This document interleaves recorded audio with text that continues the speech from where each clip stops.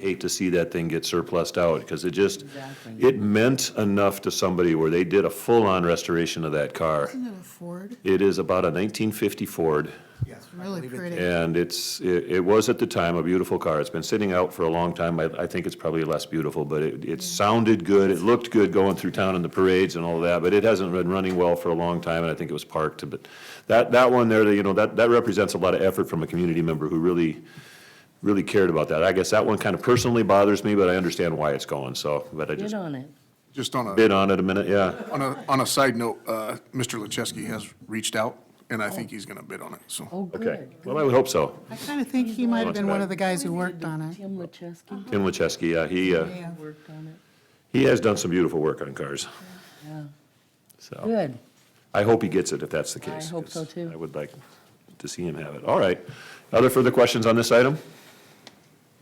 Thanks for clarifying. I was coming in with all of those questions, so.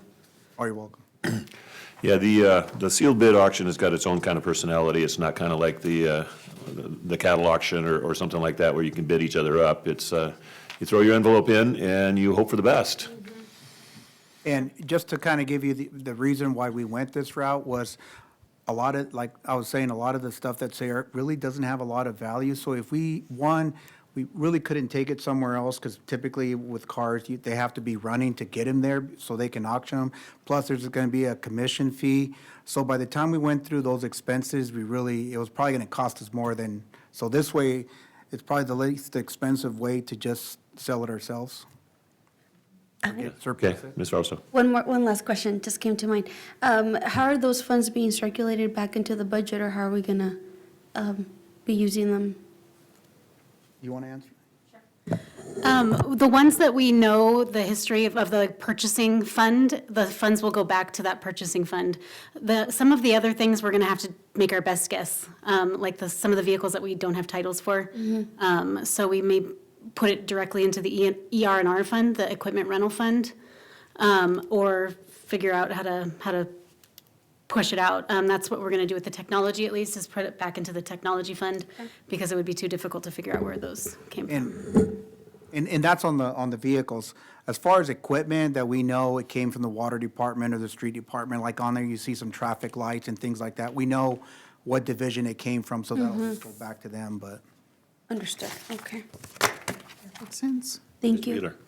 Will there be any conflict of interest if somebody from this, employee from the city or council wants to bid on something? Is there going to be any problems there?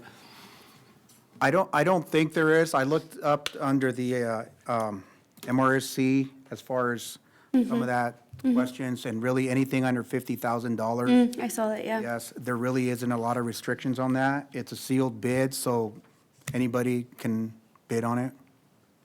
Mr. Beeler wants a street light or a stoplight, is that what I think? In my shop? It's about, what are those things, about 8 feet tall? There's 40 of them. I saw that. Or a Dell monitor. All right, any further questions? All right, we'll move on to the next item, interpreting services. Discuss interpreting services. Mr. City Manager. Ms. Renteria? Okay, so we've narrowed it down to these few agencies that can help us. Apple Valley, they are the hourly rate of $60, and they're used in our municipal court. They would charge us the mileage fee, but they do not have the interpreting equipment. Then there's Miss Flowers, it's $180 for 2 interpreters. The equipment fee is $800 per meeting, and then the mileage fee. Language line we could use, they are not local, so the best option would be to have them video remote into our meeting. And then Dynamic Language Center is the same as Language Line. They do have a 50% surcharge, and then their hourly rate is $60 for consecutive interpreting, which is not simultaneous. They also have a video option as well. The other option that one of the interpreters he recommended is buying the equipment ourselves. And how much was it? I think it was $3,600 for the 20 of these little systems. but we would have to see if one of the interpreters would be willing to be trained on it and have someone here that is available to troubleshoot them on the spot, because I think Trevor had interpreting services and they had issues with their equipment, which is kind of what I'm hearing from a few other people as well, that they have the equipment, but they have issues with it.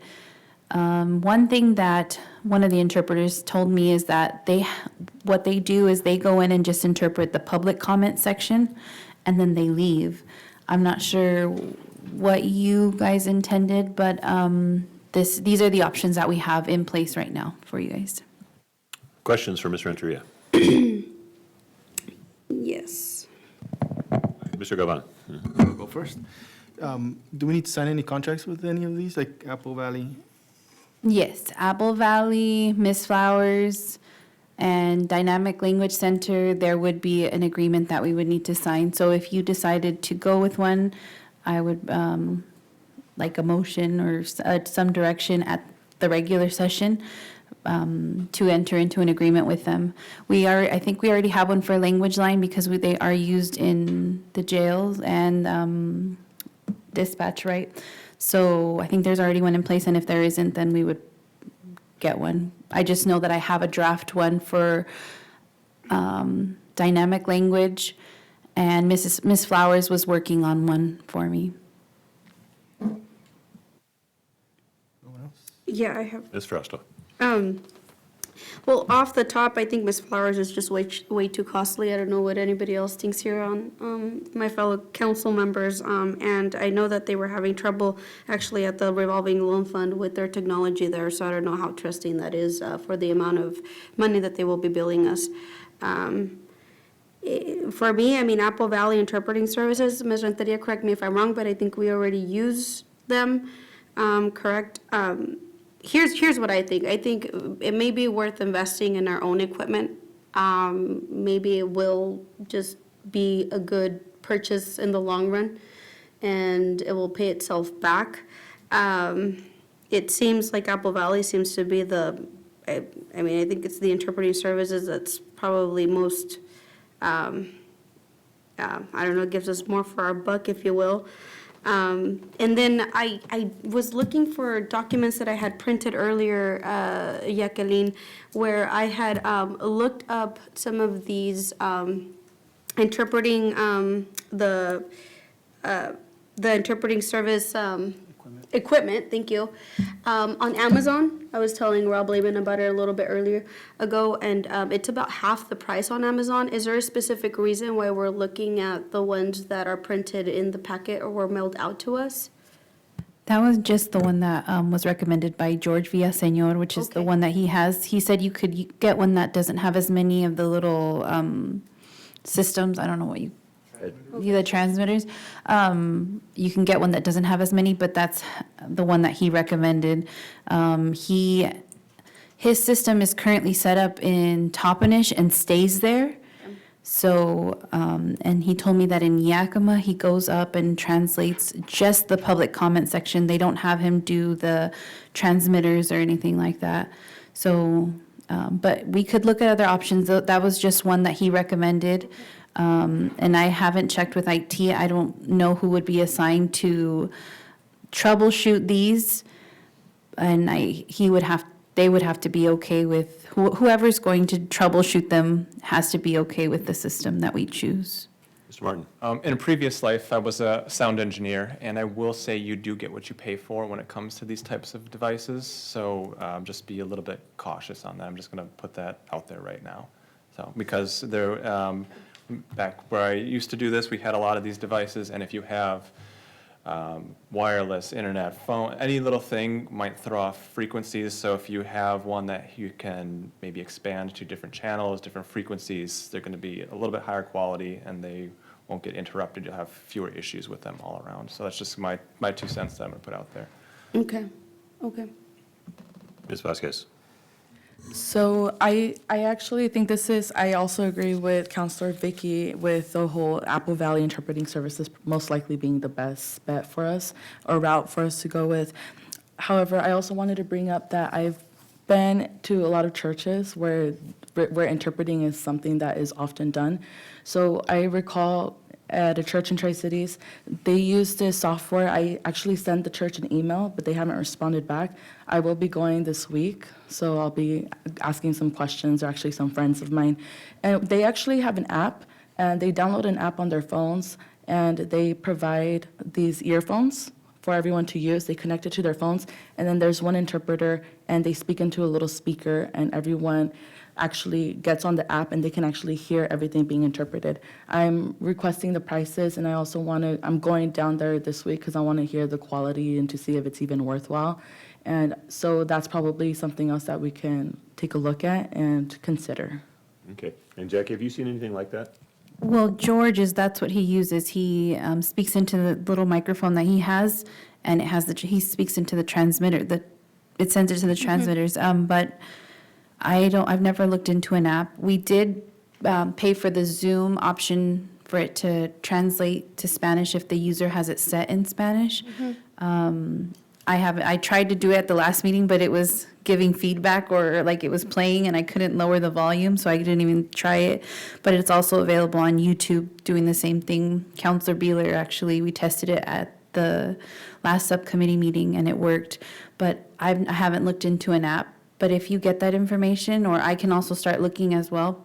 But this is what I have for you guys right now. Yes, I'm waiting for an email, but I have high hopes for it, just because sometimes with the whole frequencies and systems like this, it can sometimes be very delicate, or it can easily just mess up, and it is a lot of money. So I do want to look into the apps, because if it's an app, it's already through the phone, so there's less problems with technical difficulties. Well, and I like that because everybody has a phone anyway. And they just download the app, and we don't have to be worried if, People have to download the app? yes, they have to download it on their phones. Okay, And then we don't have to be worried about not having enough monitors or. yeah. Well, if they're already using their phone, the other option is that we have language line or dynamic language.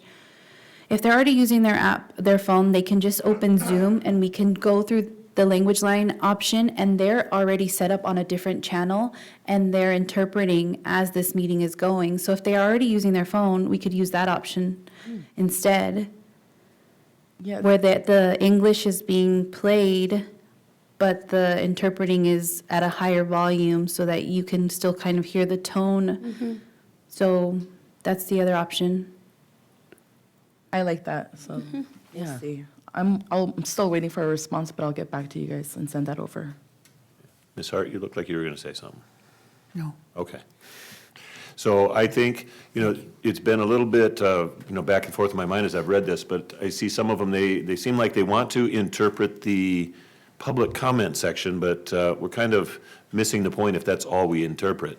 We want to interpret for these folks the entire meeting, not just the public comment section. I think that's important to make sure of, if we're going to go through this, because public comment is fine.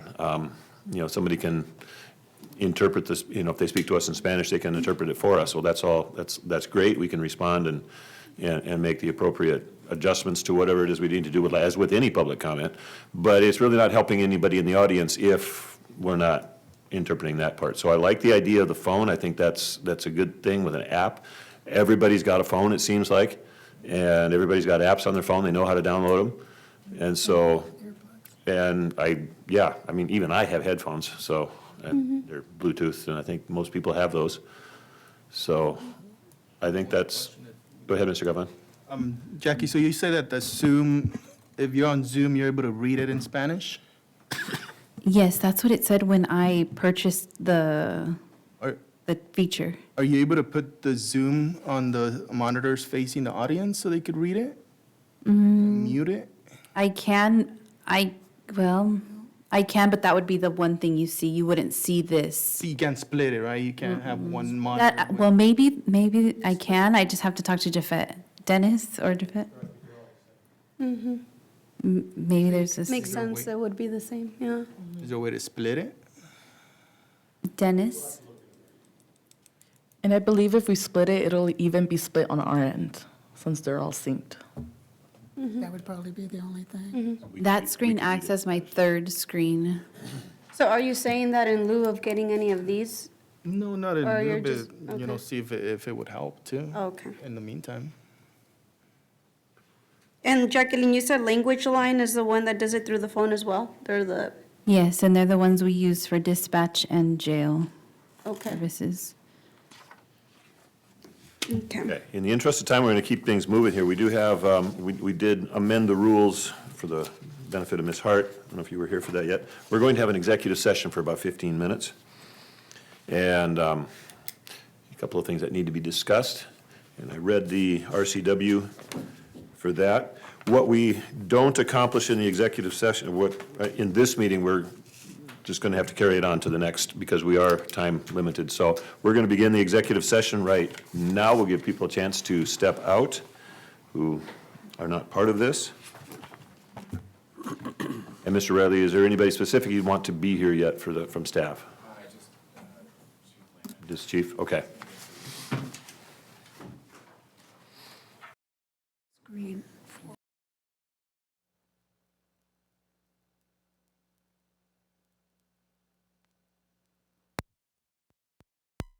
There we go. All right, back in open session, there's no action. All right, item C, boards and commission members. I have spoken with Deputy Mayor and Mike's went over, there we are.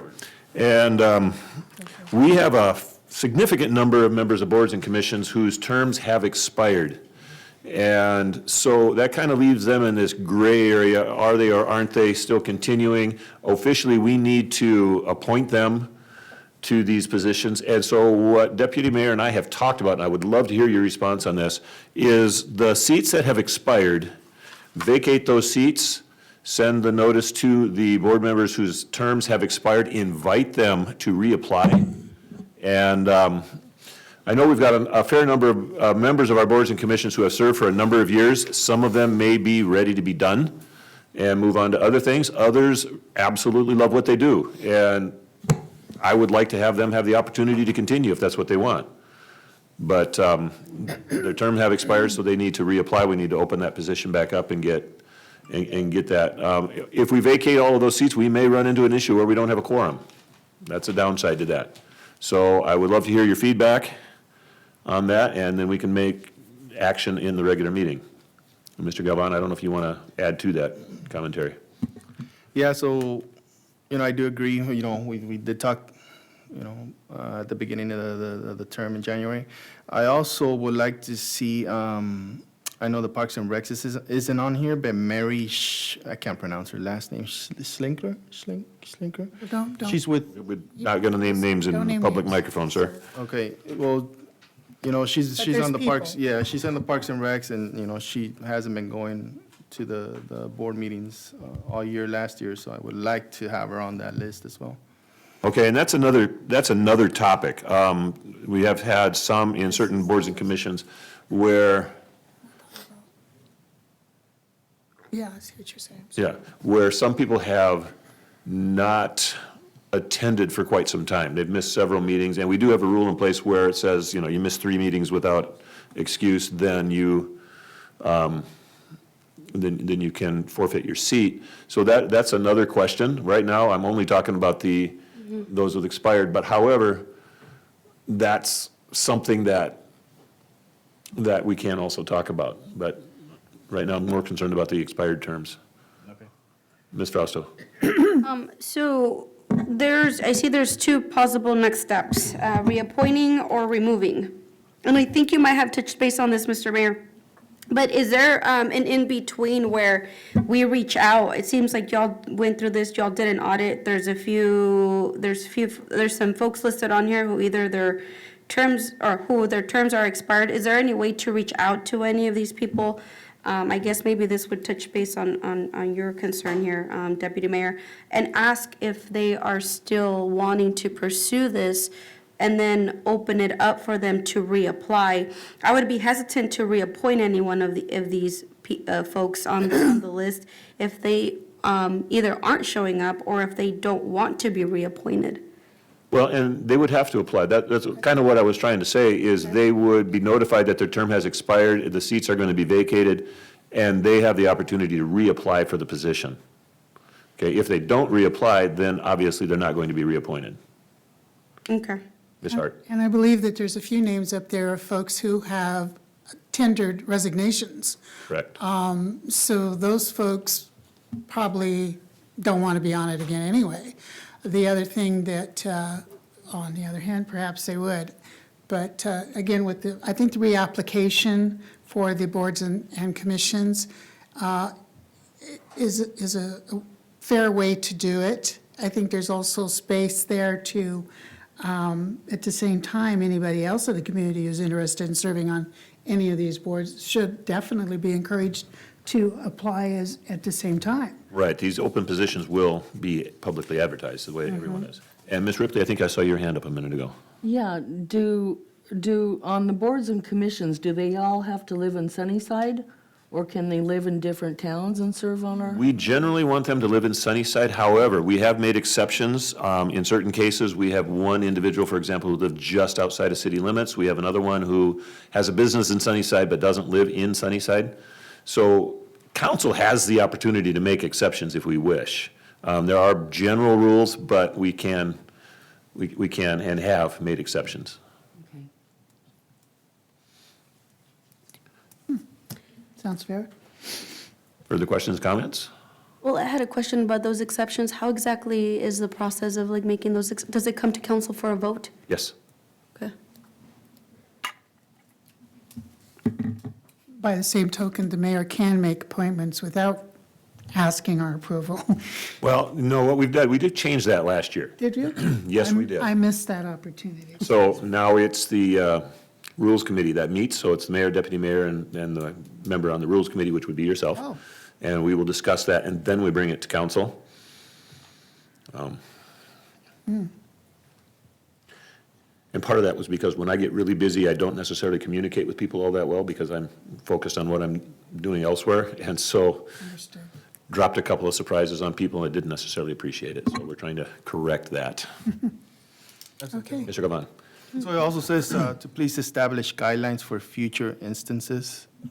Is that something we will discuss in the Rules Committee, or? Yes. Okay.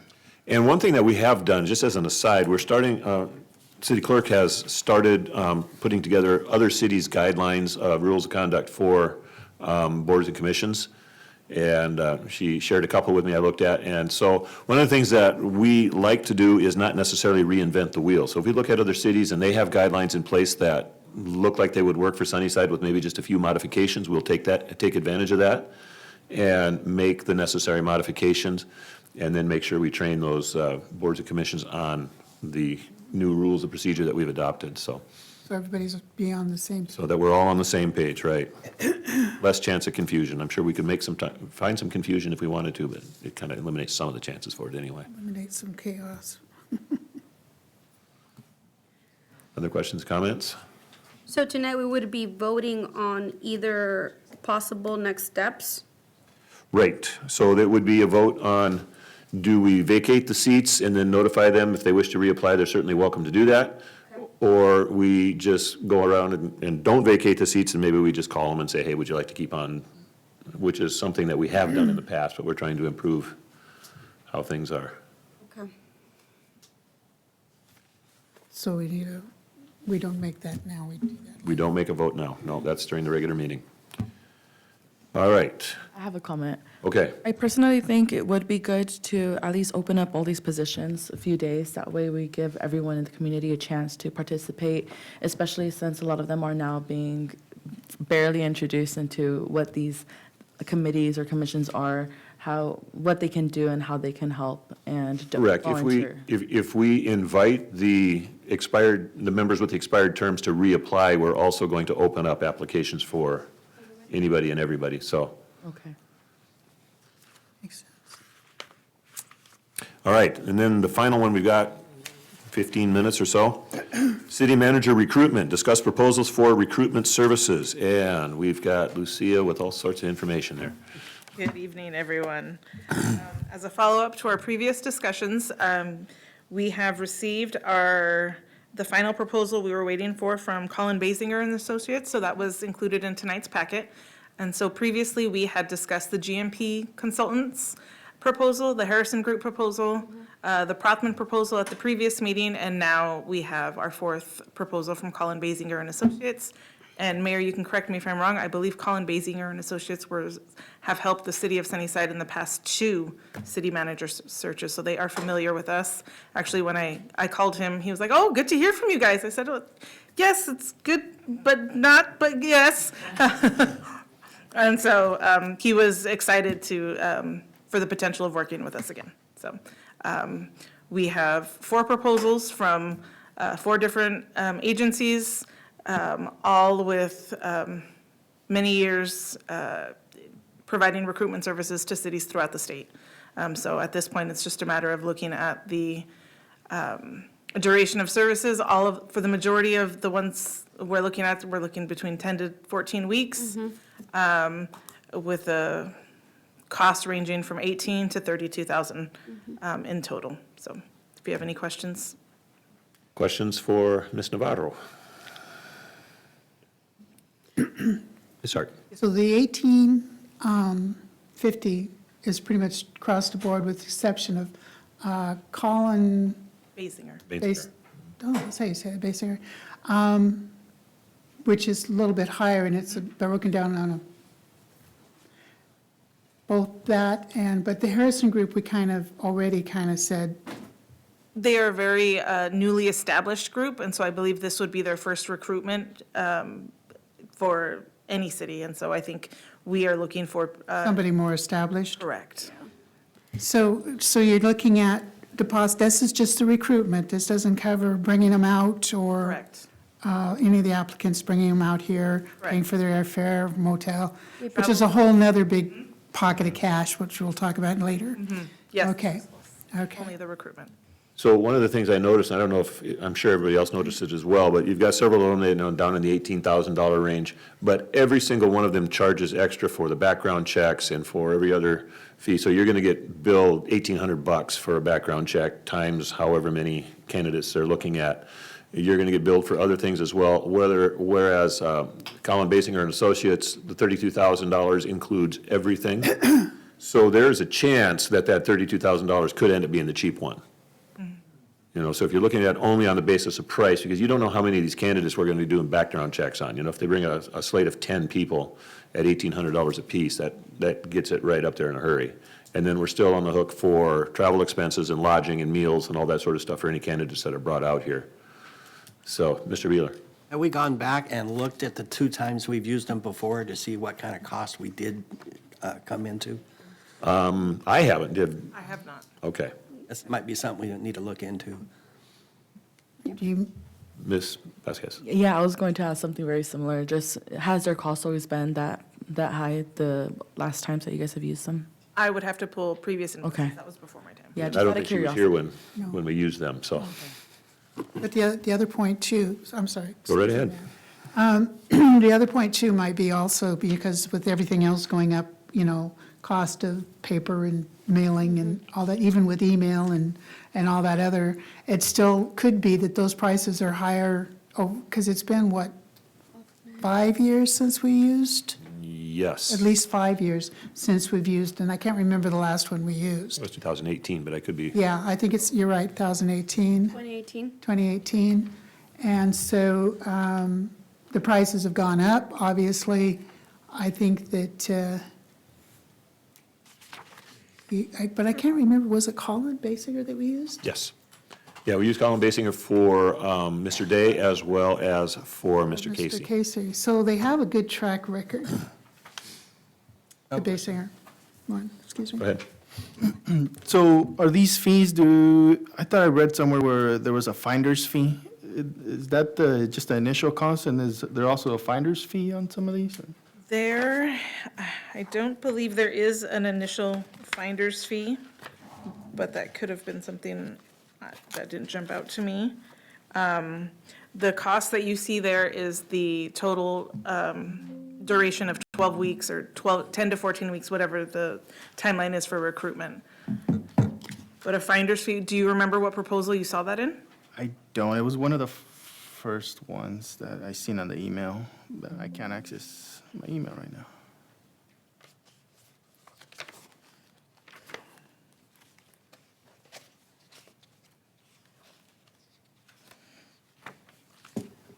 Colin also offers insurance, remind me if any of the other ones do? They give a 1-year guarantee, I know. I know, yeah, That that one was was, pretty much across the board, but it was GMP that did that, yeah, you're right. I would encourage us to at least come down or make a decision on the last two. I think it seems that we've gotten, Lucia, I mean, correct me if I'm wrong, are these the final consultants and they're at quotes that we've received? Yeah, of the I 5 think, agencies we reached out to, we were going to consider Okay. 4, and of the 4, we narrowed that down to 3. Okay. Based on established time in the industry. Okay. so has everybody got their preference? I mean, if we could bring this to a vote tonight, then we can get started on the process. The sooner we start on the process, the sooner we're through it.